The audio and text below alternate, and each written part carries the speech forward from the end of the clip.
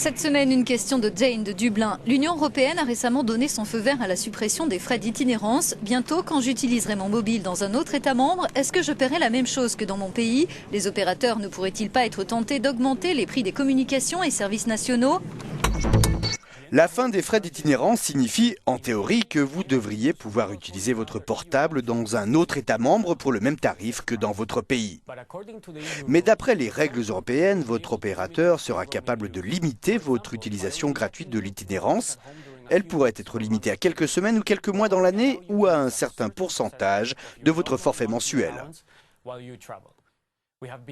On nous a garanti que le nouveau système sera en place le 15 juin 2017, mais il y a certaines conditions qui devront être remplies d'ici là. Et la plus importante, c'est que l'Union doit achever de réformer la manière dont les opérateurs mobiles connectent leurs réseaux entre eux, et c'est une tâche gigantesque. Donc on craint que la suppression totale des frais ne soit reportée. En attendant, une importante réduction des frais d'itinérance sera effective à partir du 30 avril 2016.